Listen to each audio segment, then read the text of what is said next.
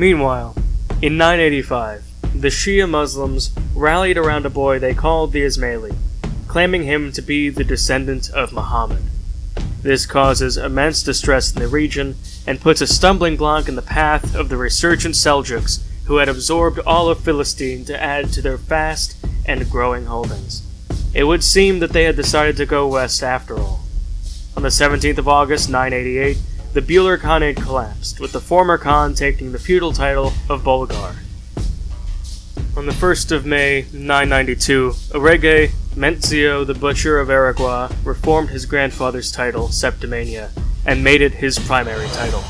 On the 17th of April, when King Alexander II was 11, a boy named Leontis stole his preciously adorned writing quill from him and refused to give it back. As payback, he arranged for him to be married matrilineally to a heathen priestess in the far north, an old crone known as Barisla. She was already too old to have children, and by the time 11-year-old Leontis was ready and willing, she would definitely be unable to bear him any children. Even if by some black magic she did, the children would be of her dynasty and not his, extinguishing his line in either case, and his sparse familial holdings will pass to her upon the death of his meager family.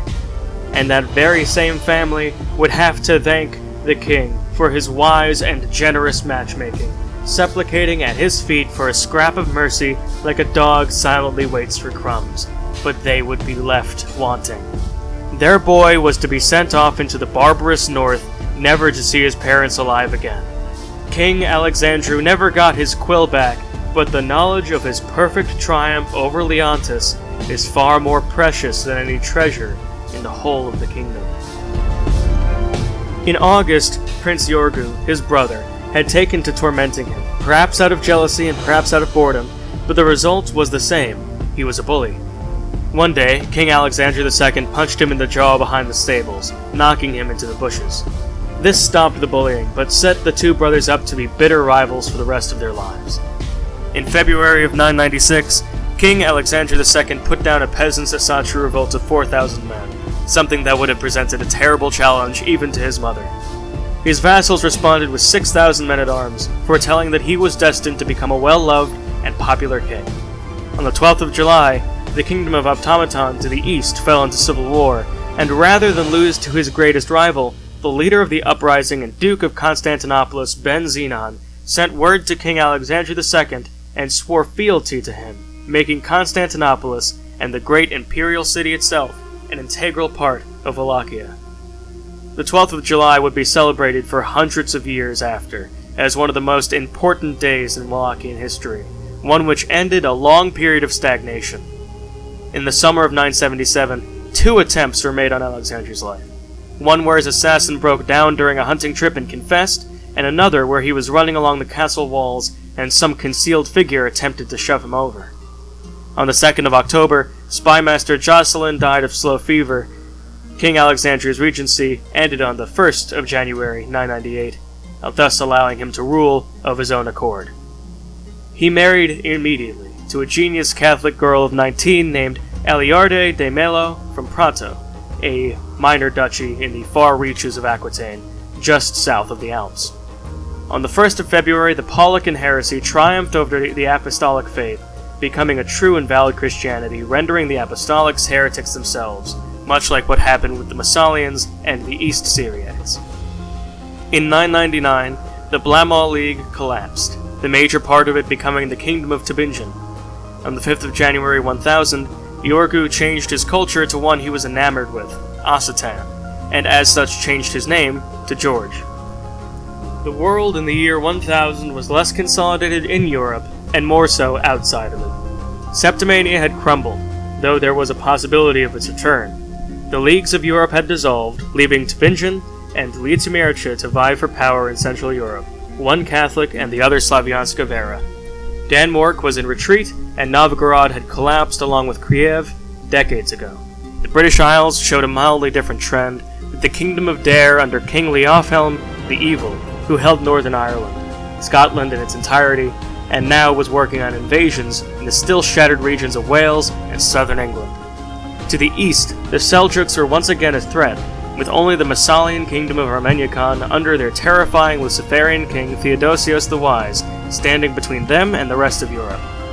Finally, Africa was attempting centralization with the August Federation, but all of their attempts to gain attention on the world stage were as of yet met with utterly deaf ears, which would only pick up on whispers that there is a large, immense realm that boasted almost entirely undeveloped land. In 1005, the Seljuks of Khorasan officially changed the name of their realm to Selçuklar, or Seljuk. On the 1st of September, Hrvatska conquered Slavonia. Kiev also re-emerged around this time, and on the 19th of November, Ljutomercia was conquered by Tiridin, ruled by an Orthodox Bulgar nomad, Khan Yesitirek, the Fearless. By 1007, Tübingen was subjected as a tributary state of Tiridin, which had made a name for itself out of an obscure eastern despotism that they had emerged from. On the 25th of June 1008, Alexander II fathered a daughter named Ruxandra. In 1009, Tiridin subjugated Kiev as a tributary, meaning their new khanate stretched from the Netherlands to Moscow, a band of power across Central Europe. On the 29th of January 1009, King Alexander II was killed in a staged carriage accident. Thusly, he died at the age of 27, leaving his father Bernward, not related by blood, to rule in his old age of 55. Having been married into the family as a royal consort, people knew not what to expect from his short reign.